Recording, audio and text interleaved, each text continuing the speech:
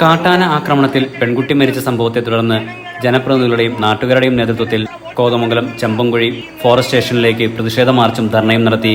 ഇന്നലെ വൈകിട്ടാണ് എഞ്ചിനീയറിംഗ് വിദ്യാർത്ഥികളായ ആൻമേരിയും സുഹൃത്ത് അൽത്താഫും സഞ്ചരിച്ച ബൈക്കിനു മുകളിലേക്ക് ആന പനമരം മറിച്ചിട്ട് അപകടം ഉണ്ടാക്കിയത്. അൽത്താഫ് പരിക്കുകളോടെ എറണാകുളത്തെ സ്വകാര്യ ആശുപത്രിയിൽ ചികിത്സയിലാണ്. ആൻമേരിയുടെ മൃതദേഹം പോസ്റ്റ്മോർട്ടത്തിന് ശേഷം ബന്ധുക്കൾക്ക് വിട്ടുകൊടുത്തു. പ്രതിഷേധവുമായി എത്തിയ സമരക്കാരെ ഫോറസ്റ്റ് സ്റ്റേഷന് മുൻപിൽ പോലീസ് തടഞ്ഞു. സ്ഥലത്ത് വൻ പോലീസ് സന്നാഹം തമ്പടിച്ചിരുന്നു. സമര നേതാക്കന്മാരുമായി കോതമംഗലം തഹസിൽദാറും മൂവാറ്റുപുഴ ഡിവൈഎസ്പിയും ചർച്ച നടത്തി.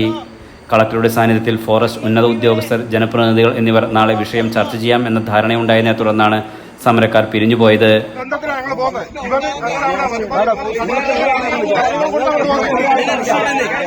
ശരിക്കും പറഞ്ഞാൽ ഇവിടുത്തെ ഫോറസ്റ്റുകാരെ ജനങ്ങളെ സംരക്ഷിക്കാൻ വേണ്ടി ആനകളെ സംരക്ഷിക്കാൻ വേണ്ടിയുള്ള ഇവിടെ വന്യമൃഗങ്ങളെ സംരക്ഷിക്കാൻ വേണ്ടി മാത്രം ഈ ഫോറസ്റ്റ് സ്റ്റേഷൻ മാത്രമല്ല, ജനങ്ങളുടെ ജീവന സ്വത്തിന് ഒരു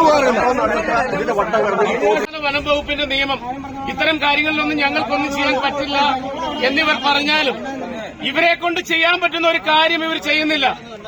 മുൻ പഞ്ചായത്ത് പ്രസിഡന്റ് സൈജൻ ചാക്കോ, പഞ്ചായത്ത് അംഗങ്ങളായ സന്ധ്യ ജെയ്സൺ, ജിൻസി മാത്യു, നീണ്ടപാറ കത്തോലിക്ക പള്ളി വികാരി ഫാദർ ജോൺ ഓണേലിൽ, ചെമ്പൻകുഴി യാക്കോബായ പള്ളി വികാരി ഫാദർ ബെൻ സ്റ്റീഫൻ മാത്യു കല്ലുങ്കൽ, കത്തോലിക്ക കോൺഗ്രസ് രൂപതാ president Sunny Keduthazhe, Jayamon Jose, EM Sajeev, AC Rajasekharan എന്നിവർ സമരത്തിന് നേതൃത്വം നൽകി.